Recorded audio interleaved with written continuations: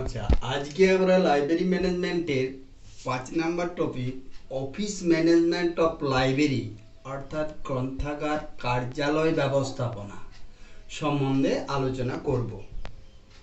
তো তার প্রথম প্রশ্ন, ব্যবস্থাপনা বলতে কি বোঝেন?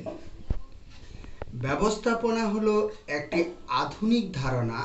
এর মাধ্যমে কোনো প্রতিষ্ঠান তার সার্বিক উন্নতি ঘটায় বিভিন্ন পরিকল্পনা ও নীতি প্রণয়নের মাধ্যমে।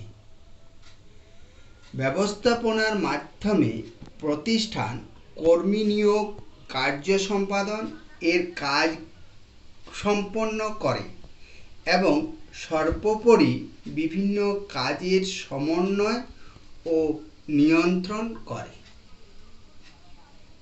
2 নম্বর প্রশ্ন, ব্যবস্থাপনার গুরুত্বপূর্ণ কয়েকটি উদ্দেশ্য উল্লেখ করুন।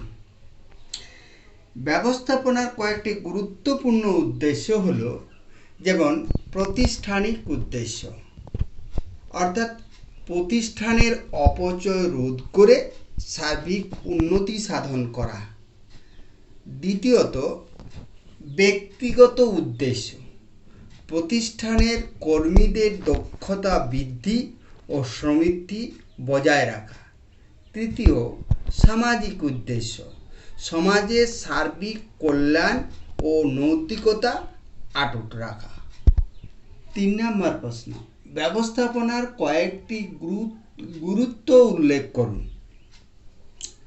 ব্যবস্থাপনার কয়েকটি গুরুত্ব হলো, ব্যবস্থাপনা হলো প্রতিষ্ঠানকে নির্দিষ্ট লক্ষ্যে পৌঁছানোর হাতিয়ার। 2, ব্যবস্থাপনা ছাড়া কোনো প্রতিষ্ঠান বিশৃঙ্খল হয়ে পড়ে। 3, এই ব্যবস্থাপনার মাধ্যমে প্রতিষ্ঠানের ব্যয় সংকোচন করা যায়। 4, ব্যবস্থাপনার মাধ্যমে কর্মীদের কর্মমূল্যায়ন করা যায় ও দক্ষতা বৃদ্ধি করা যায়। এর পরের প্রশ্ন হচ্ছে যে ব্যবস্থাপনার প্রধান কাজগুলি কি কি? হেনরি ফয়েলের মতে ব্যবস্থাপনার প্রধান কাজ হলো পরিকল্পনা, সংগঠন, আদেশ দান, সমন্বয় সাধন ও নিয়ন্ত্রণ। লুথার গেলিকের মতে ব্যবস্থাপনার প্রধান কাজ হলো পোস্ট কর্প। এই হচ্ছে ব্যবস্থাপনার প্রধান কাজ। পোস্ট কর্পে কি বলা হয়েছে? P implies that planning, O organising, A staffing, D directing, CO coordinating, R হচ্ছে রিপোর্টিং, বি বাজেটিং। এর পরের প্রশ্ন, বৈজ্ঞানিক ব্যবস্থাপনা কাকে বলে? এর উদ্ভাবক কে? সঠিকভাবে তথ্য অনুসন্ধান, তথ্য সংগ্রহ ও তার বৈজ্ঞানিক পর্যবেক্ষণ, বিশ্লেষণ ও গবেষণার মাধ্যমে উদ্ভূত নীতির সঠিক প্রয়োগ। এফ.ডব্লিউ. টেলর তার বিখ্যাত গ্রন্থ the principal of scientific management, বিখ্যাত গ্রন্থটার নাম কি? The principal of scientific management. এখানে বৈজ্ঞানিক ব্যবস্থাপনার আলোচনা করেন।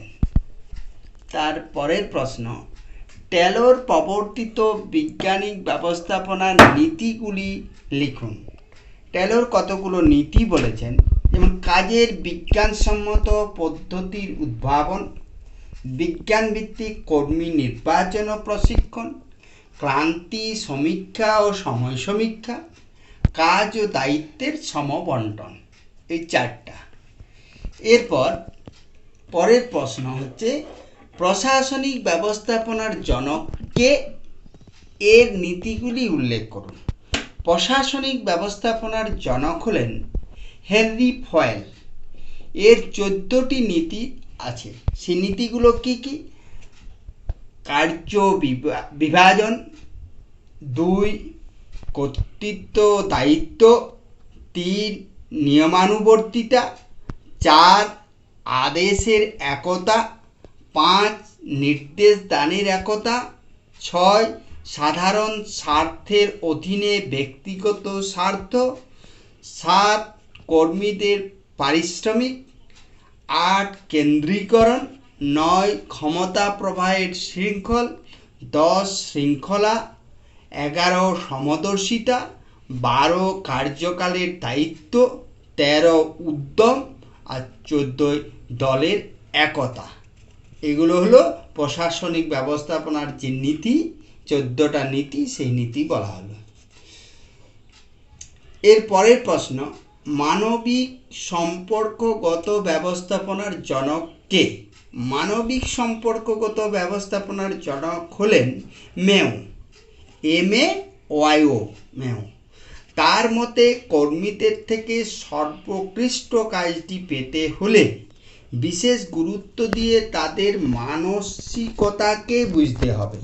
তাদের আশা আকাঙ্ক্ষার প্রতি গুরুত্ব দিলে কাজ ভালো হয়। তারপরের প্রশ্ন হচ্ছে, MBOর উদ্ভাবক কে? এই ব্যবস্থাপনার মূল বক্তব্য কি? MBO ম্যানেজমেন্ট বাই অবজেক্টিভ, এর উদ্ভাবক হলেন পিটার ড্রাকার।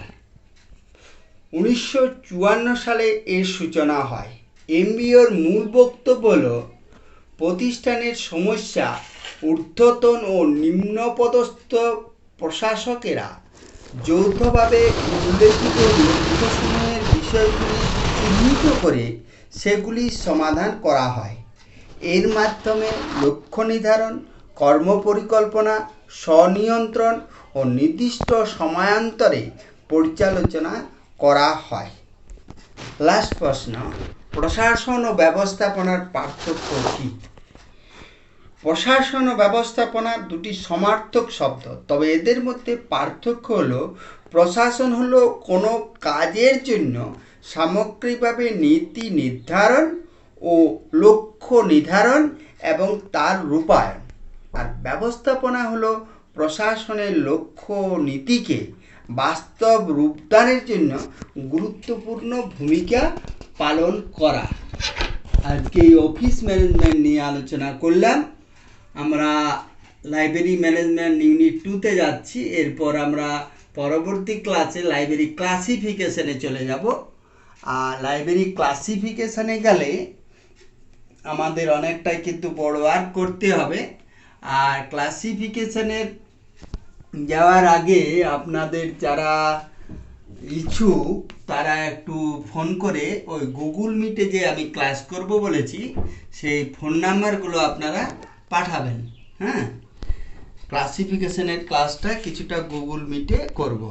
আর গুগল মিটের জন্য কিছু দরকার নেই, কেবল একটা স্মার্টফোন এবং নেটওয়ার্ক থাকলেই গুগল মিটে ক্লাস করা যায়। আমি একটা লিঙ্ক পাঠাবো, সেই লিঙ্কটা আপনারা অ্যাকসেপ্ট করবেন, তবেই ক্লাস করা যাবে। আমি একটা নির্দিষ্ট সময়ও বলে দেবো। আজকের মতো এখানেই শেষ করছি।